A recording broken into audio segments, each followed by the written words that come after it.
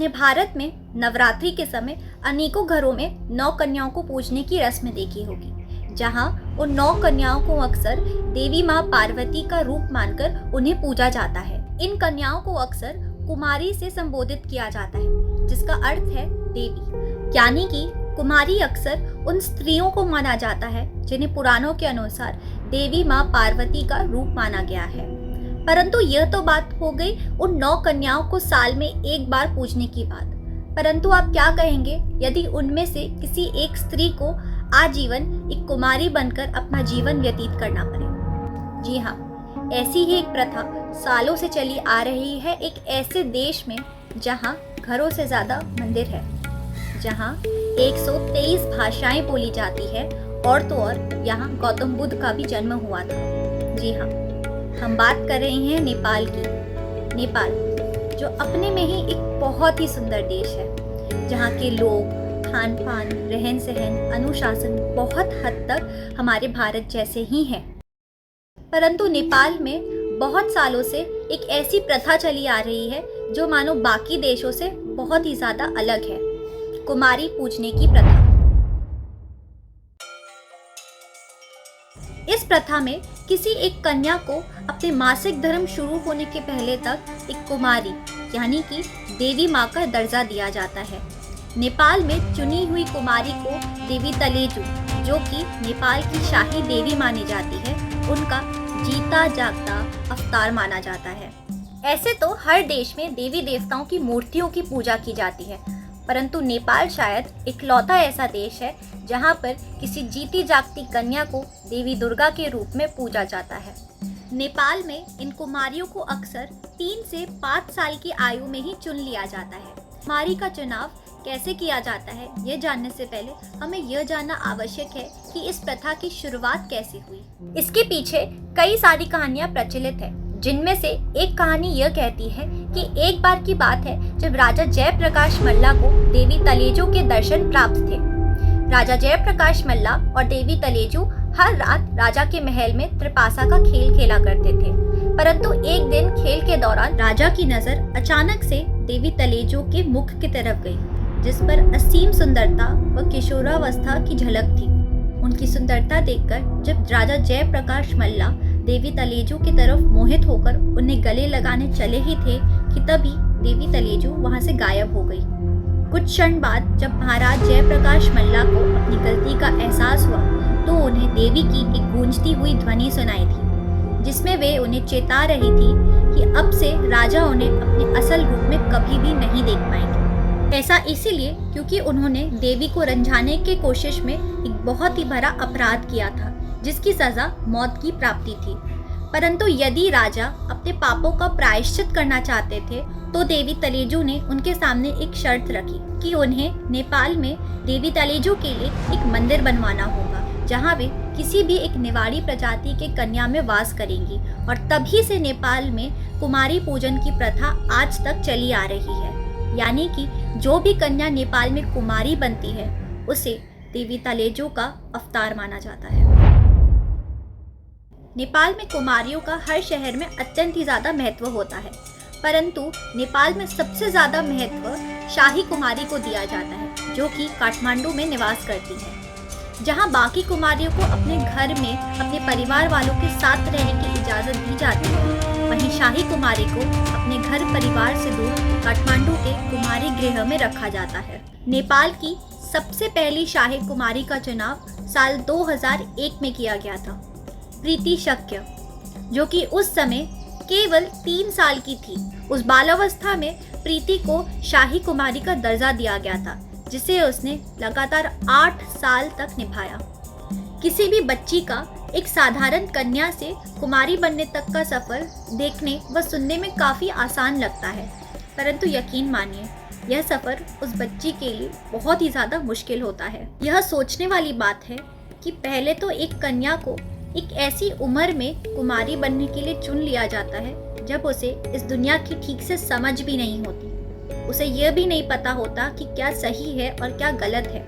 इसके पश्चात उसके मासिक धर्म शुरू होने तक जब उसे एक देवी जैसा जीवन व्यतीत करना पड़ता है, और तो और अपने घर को छोड़ एक कुमारी गृह में जीवन व्यतीत करने के बाद जैसे ही उसके मासिक धर्म शुरू होते हैं, उसे अपने पद से हटाकर एक नई कुमारी का चुनाव किया जाता है और अपने पद से हटाई गई कुमारी को वापस से एक साधारण जिंदगी व्यतीत करने भेज दिया जाता है।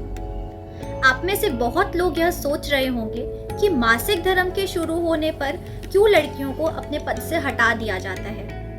ऐसा इसलिए है क्योंकि वहाँ के मान्यताओं के अनुसार जैसे ही किसी कन्या के मासिक धर्म शुरू होते हैं, तभी देवी तलेजू उस कन्या के शरीर को छोड़कर वहाँ से चली जाती है और इसीलिए उस कन्या का बहुत ही ज्यादा ध्यान रखा जाता है। इस बात की खास ध्यान रखी जाती है कि उस कन्या को गलती से भी इतना सा भी ना लग जाए कि उस कन्या का रक्त बहने लगे, क्योंकि रक्त बहने से उस कन्या को तुरंत अपने पद से हटा दिया जाता है।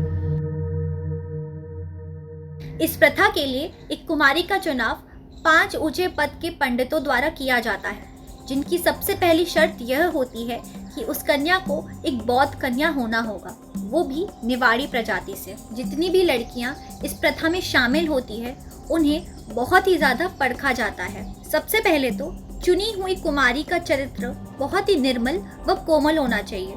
उसके शरीर पर ना तो कोई दाग और ना तो उसे कोई रोग होना चाहिए। यह मानना थोड़ा कठिन है कि किसी भी एक कन्या को कुमारी बनने के लिए उसमें 32 ऐसे गुणों का वास होना चाहिए जो कि माँ तलेजू से मिलते जुलते हों। उनमें से कुछ गुण यह हैं कि उसकी छाती शेर जैसी व जांघें बिल्कुल हिरन जैसी होनी चाहिए, उसकी आवाज़ बहुत ही मधुर व उसकी भौवें बिल्कुल गौ माता जैसी होनी चाहिए, उसके बाल व आंखों की कठपुतली भी बिल्कुल काले होने चाहिए। ऐसे ही और गुणों को परख लेने के बाद जिसके भी गुण सबसे ज्यादा माँ तलेजू के साथ मिलते हैं, उसी कन्या को कुमारी बनने का मौका दिया जाता है, जिसके पश्चात उस कन्या की कुंडली राजा से मिलवाई जाती है। इसके बाद सबसे आखिरी पर सबसे ज्यादा कठिन परीक्षा उस कन्या की विजयदशमी वाले दिन ली जाती है, दशैन, जहाँ उस रात माँ काली को 108 बकरियों और भैंसों की बलि चढ़ाई जाती है। उस रात चुनी हुई कुमारी को उन 108 बकरियों और भैंसों के मृत शरीर से होकर एक आंगन में चलाया जाता है। प्रथा के अनुसार यदि वह कन्या उस रात उस आंगन में बिना डरे चल लेती है तथा अगले दिन उन बलि किए हुए जानवरों के साथ एक रात गुजार लेती है, तब उसे अंत में एक आखिरी परीक्षा देनी पड़ती है, जहां उसे पिछली चुनी हुई कुमारी के जेवरों को संकलित वस्तुओं के बीच से पहचानना पड़ता है। इन सारी परीक्षाओं में सफल होने के बाद चुनी हुई कुमारी के ऐलान होने पर उस कुमारी का शुद्धिकरण किया जाता है, जिसके पश्चात उसे एक कुमारी गृह में भेज दिया जाता है। नेपाल में कई सारी कुमारियों के होने के बावजूद भी नेपाल की शाही कुमारी को एक कुमारी गृह में रखा जाता है, जिसे राजा जयप्रकाश मल्ला ने बनवाया था। इस घर में केवल वह कुमारी रहती है जिसके देखभाल के लिए उसके रखवाले होते हैं, जो उसके खान पान से लेकर उसे सजाने तक की सारी व्यवस्थाएं करते हैं। नेपाल में क्योंकि एक चुनी हुई कन्या को देवी तलेजू का अवतार माना जाता है, तो जाहिर सी बात है कि उस कन्या का संभल कर रहना बहुत ही ज्यादा आवश्यक होता होगा, और इसीलिए उस कन्या पर केवल 3 से 5 साल की उम्र में ही कई सारी रोक लगाई दी जाती है।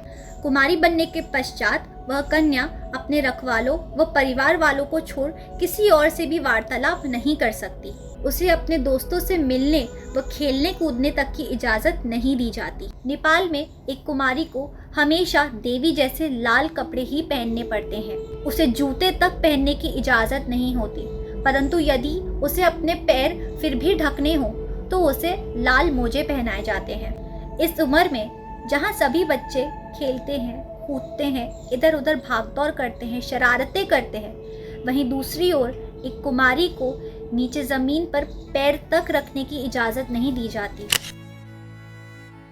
उसे हमेशा गोद में लेकर पालकी तक ले जाया जाता है और आगे कुमारी को जहाँ पे जाना होता है उसे उस पालकी द्वारा ही ले जाया जाता है।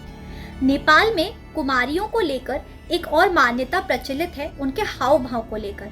जैसे कि यदि कोई कुमारी बहुत ही गंभीर लग रही है, तब उसका मतलब है लोगों की प्रार्थना जरूर पूरी होगी। यदि कोई कुमारी जोर जोर से हंस या रो रही हो, तो इसका मतलब है किसी को बहुत ही भारी रोग या उसे मौत की प्राप्ति भी हो सकती है। ऐसे ही और भावों को बहुत ही नजदीकी से परखा जाता है, जो कि किसी भी व्यक्ति के जीवन में आने वाले तथ्यों को दर्शाता है। लोग अक्सर कुमारी से मिलने तब आते हैं जब वे अपने सिंहासन में विराजमान रहती है।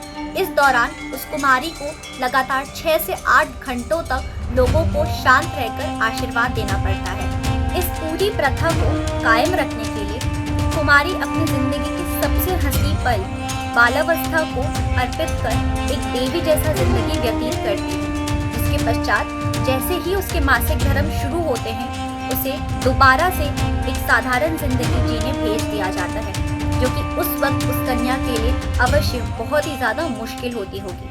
उस कन्या को इस हद तक मुश्किलों का सामना करना पड़ता है कि आगे जाके उस कन्या से कोई विवाह तक नहीं करना चाहता। लोगों का ऐसा मानना है कि जो भी पुरुष एक कुमारी से विवाह करता है आगे जाके उस पुरुष की मौत हो जाती है। अब धेरै जसोले अब कुमारी भन्ने बित्तिकै हैन अब रिजेक्ट गर्ने जस्तो हुन्छ नि त।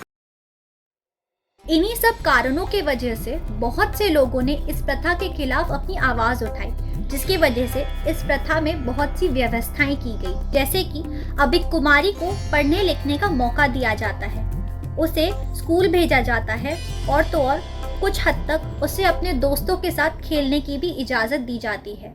परंतु यह व्यवस्थाएं नेपाल के बाकी शहरों की कुमारी के लिए लागू होता है।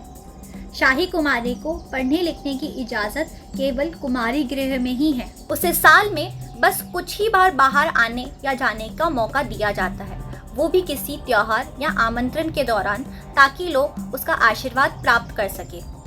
In ancient time, people used to say that Kumaris cannot be, educated because Kumari herself is a goddess. The very first day when I knew that I was not Kumari anymore, it was quite, very shocking to me. And I had to walk 5 minutes to this temple, and I didn't know even how to walk. इसी के साथ यह video यहीं पर समाप्त होती है। ऐसी ही और जानकारी पाने के लिए सब्सक्राइब करें मेरे चैनल को। आशा करती हूँ कि आगे आपका दिन शुभ रहे। जय श्री कृष्णा।